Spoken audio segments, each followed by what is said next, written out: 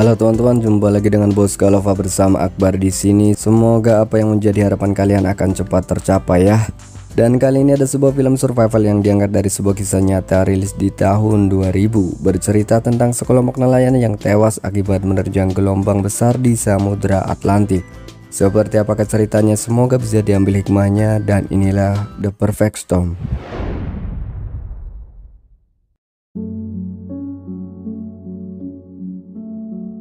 Berlatar di pelabuhan Gloucester, Massachusetts, Amerika Serikat 1991, bersandar kapal-kapal nelayan dengan jenis kapal pedang termasuk dua buah kapal Andrigail dan Hannah Boden. Di sisi lain terlihat seorang wanita yang sedang bersiap-siap untuk menyambut kekasihnya. Dia bernama Christina. Dengan sangat bahagia dia langsung lari dan memeluk kekasihnya yang bernama Bobby, salah satu awak kapal Andrigail. Semua keluarga masing-masing awak kapal menyambut mereka dengan penuh kerinduan, tapi tidak dengan Mark. Pasalnya dia telah bercerai dengan istrinya. Situasi itu juga dirasakan dua rekan awak kapalnya, yaitu seorang kapten bernama Billy yang juga telah bercerai, dan satu lagi seorang pria lajang yang entah kenapa selalu ditolak wanita. Dia bernama Michael atau Baxi. Situasi tersebut membuatnya iri dan cemburu ketika melihat pasangan yang bermesraan.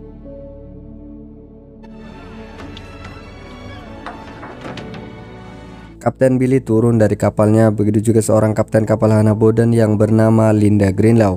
Mereka berdua bertemu bos pengepul ikan untuk melaporkan hasil tangkapan dan kondisi awak kapal mereka. Dan Linda melaporkan jika ada salah satu awak kapalnya yang meninggal. Lalu saat pembagian gaji, Bobby sedikit protes karena bayarannya tak sesuai yang dibayangkan.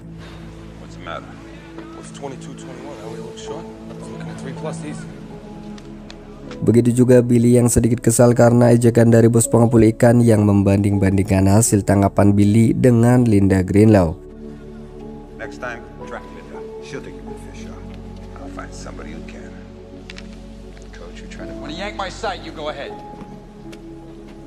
Oleh karena hal itu, di waktu malam di dalam sebuah kafe, di saat semua orang termasuk awak kapal Andrigail yang sedang menikmati hasil jerih payahnya dengan caranya masing-masing, ada yang duduk santai sambil minum-minum, berdansa dan sebagainya, Billy datang untuk memberitahu jika dalam 2 hari ke depan mereka harus berangkat berlayar lagi. Keputusan yang membuat Christina kecewa pastinya, karena belum lama dia bertemu pujaan hatinya yaitu Bobby, kini harus kembali ditinggalkan. Yeah, we're going back out. 2 days is right. Just get back in. Just time the season for one last shot, and the Andrigail's gonna take it. This time I promise. Mereka semua berusaha memanfaatkan dan menikmati waktu yang singkat itu dengan orang-orang tercinta mereka. Bobby berbicara secara intim di dalam sebuah kamar bersama Christina, yang pada intinya Christina melarang Bobby untuk berlayar lagi, namun Bobby tetap bersikeras, yaitu ia tetap akan berlayar untuk yang terakhir kalinya dengan alasan demi kesenjangan hidup mereka berdua di masa yang akan datang. Di sisi lain, Mark menemui anak dan mantan istrinya yang bernama Debra. Ia memberikan uang jatah anaknya kepada Debra, lalu Mark pun mengajak anaknya untuk sekedar bermain biliar di dalam kafe. Kemudian selesai dengan itu, Mark mengantarkan anaknya pulang, tapi saat mobilnya berhenti terucap obrolan dari hati ke hati antara ayah dan anak, hingga mereka pun terlarut dalam kesedihan.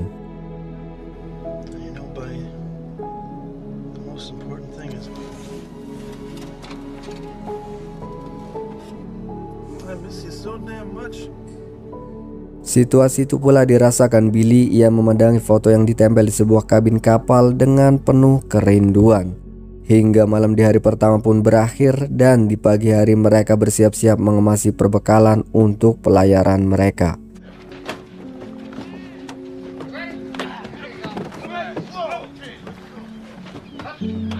Hari kedua di kafe yang sama, Baxi mencoba peruntungan dengan menggoda dan berkenalan dengan salah satu wanita yang sedang duduk sendirian. Hey, beautiful. Yeah, you. I got a feeling, yeah, along with a lot of other things. Here's the crime. Sementara itu, salah satu awak kapal Andrigail yang bernama Sully terlihat sedang bermain biliar. Namun setibanya Mark di sana, tiba-tiba terjadi perselisihan antara Sully dan Mark. Hey, who gave you that scar, tough guy?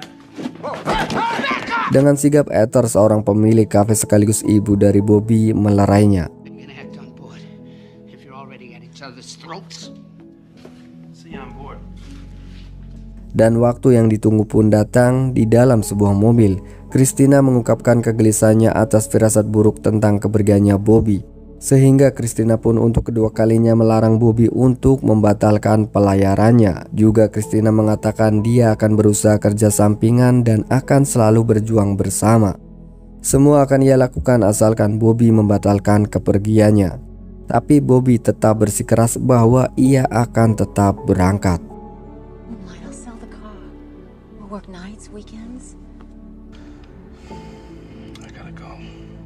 20 September 1991, mereka lepas dari daratan Gloucester menuju tebing bawah laut bernama Grand Banks.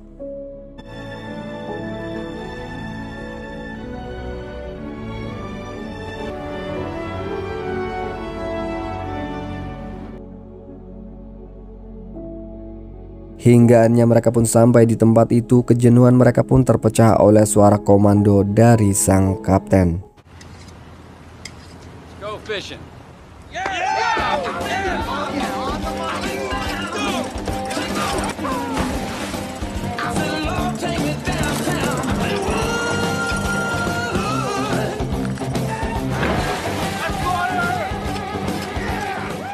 Lalu di tengah mereka masih memasang kail, lagi-lagi Sully berselisih dengan Mark. Sebagai informasi, perselisihan mereka dilatar belakangi oleh hubungan gelap antara Sully dengan mantan istri Mark. Singkat cerita, setelah kail terpasang, lalu mereka pun bersiap untuk beristirahat, meskipun Sully masih menggerutu atas kejadian tadi.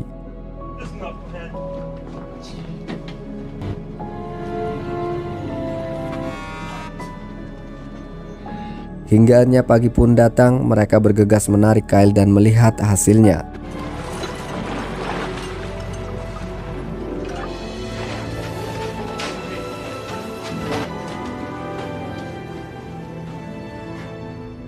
Namun karena melihat hasil tangkapan yang kurang memuaskan di tempat itu, Kapten Billy memutuskan berlayar lebih jauh lagi ke arah timur dari sana, tepatnya ke Samudra Atlantik bernama Flemish Cape.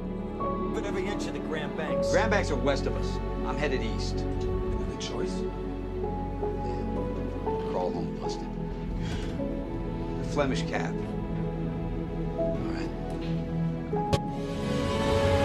Whiskey Yankee Charlie 668. Okay. What's your position?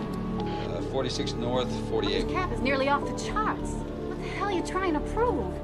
Singkat cerita, sebulan kemudian mereka akhirnya sampai di Flemish Cape pada tanggal 26 Oktober 1991. Dan benar saja di lokasi ini mereka dengan sangat mudahnya mendapatkan ikan marlin yang besar-besar. Dengan penuh semangat dan bahagia mereka terus menangkap ikan-ikan itu.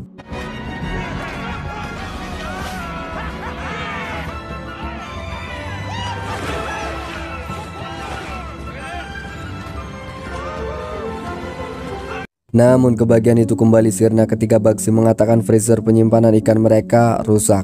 Dan satu-satunya cara mengatasi hal itu adalah dengan secepatnya menuju ke pantai untuk menjual ikan-ikan itu sebelum membusuk. Tapi solusi itu kembali membuat mereka dilema dengan dikabarkannya cuaca yang ekstrim pada jalur yang akan mereka lewati oleh layanan berita cuaca. The ice machine's gone. Dua pilihan yang sulit antara membawa ikan ke pantai dengan menerjang gelombang atau menunggu cuaca reda tapi ikan membusuk. Hinggaannya disepakati keputusan untuk tetap menuju ke pantai meski harus menerjang gelombang. What do you say, guys? Come on. Let's hear it, boss.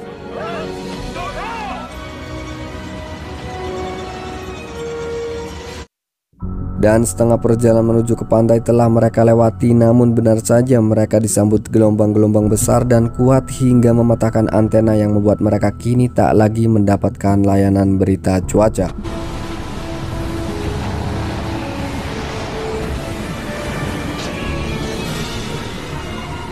Di sisi lain, seorang kapten kapal Hannah Boden yaitu Linda Greenlaw yang mengetahui bahwa Billy dan kawan-kawan akan melewati jalur itu, ia berusaha mengabarkan dan memperingatkan Billy agar memutar haluan dan menjauhi lokasi itu. Namun Billy justru tak mengindahkan peringatan itu, ia justru merasa tertantang sebagai nelayan kawakan. Ia sangat yakin bisa melewati gelombang-gelombang itu. Sementara itu Linda yang merasa diacuhkan akan peringatannya, dengan segera Linda pun melakukan panggilan Mayday untuk kapal Andrigail sesuai titik koordinat yang Billy sampaikan. Mayday, Mayday, Coast Guard Boston. Last position, 44 north. Dan benar saja, tak butuh waktu lama pesawat helikopter penyelamat pun dalam perjalanan menuju ke lokasi kapal Andrigail. Tapi sialnya belum sampainya kru penyelamat menyelamatkan awak kapal Andrigail, pesawat mereka justru kehabisan bahan bakar. Ditambah lagi dengan kondisi cuaca yang tidak mendukung, pesawat itu terjun ke laut.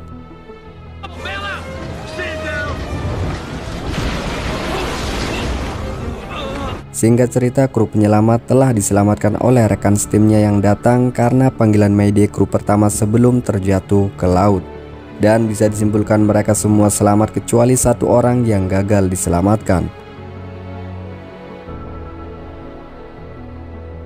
Yang artinya kini di sana tinggal kapal Andrigail yang menanggung masalah sendirian dan harus pula mengatasinya sendiri. Sementara itu di dalam sebuah kafe semua orang terlihat cemas dan khawatir mendengar berita tentang kapal Andrigail.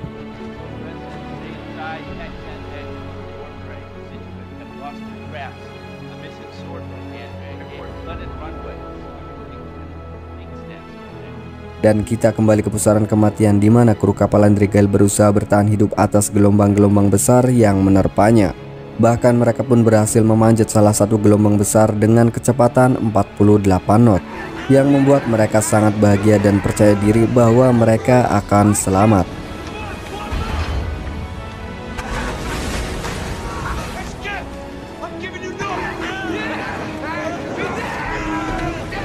Namun belum berlangsung lama, kebahagiaan dan kepercayaan diri mereka harus kembali redup karena melihat gelombang yang lebih tinggi dan besar dari sebelumnya. Tak ada pilihan lain bagi sang kapten selain kembali berusaha memanjat gelombang itu. Dengan kecepatan penuh kapal itu melaju, tapi sialnya belum sampainya kapal itu ke puncak gelombang, kapal itu harus terhempas oleh gelombang itu.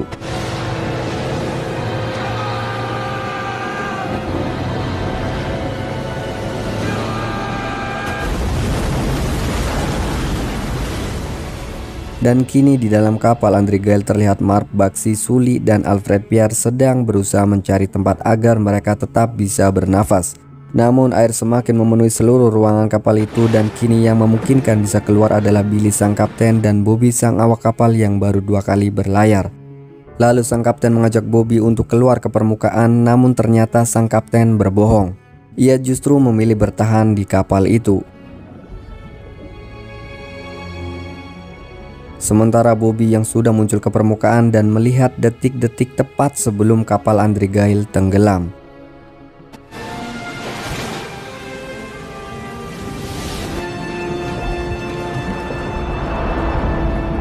Dan kini di sana tinggal Bobby seorang yang masih terombang-ambing arus lautan.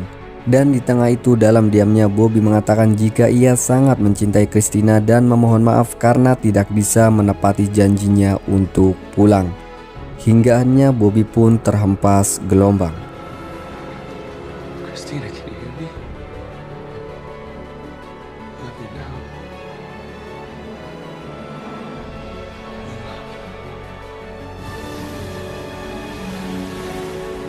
Dan di suatu pagi terlihat cuaca yang sudah tenang, namun berita mengabarkan tentang pencariannya yang telah dihentikan dan mereka berenam tidak ditemukan. Yang artinya bisa disimpulkan bahwa mereka semua meninggal dalam peristiwa itu, termasuk Bobby.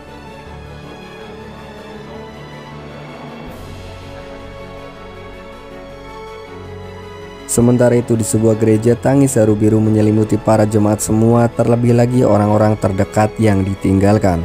Terlihat di sana Kapten Linda sedang berkhutbah yang berisi turut berduka cita atas peristiwa yang menimpa 6 awak kapal Andrigail, yaitu Baxi, Sully, Mark, dan Alfred Pierre serta Billy Tyne selaku sahabatnya. Dan film pun berakhir. I did not know his crew very fair winds and calm sea.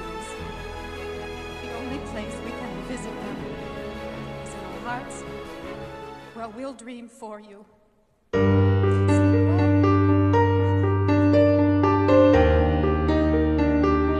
Film survival yang kaya akan pesan moral dan akan selalu diingat oleh semua orang, terlebih lagi orang Amerika Serikat, sebagai momen mengharukan dalam dunia pernelayanan.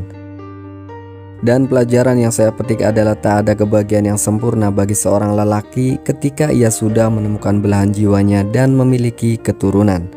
Penyesalan dari Bobby yang tak mau mendengarkan kata kekasihnya. Cukup sekian perjumpaan kali ini. Jika ada salah kata atau apapun, saya mohon maaf. Jangan lupa bersyukur. Saya Akbar, sampai jumpa.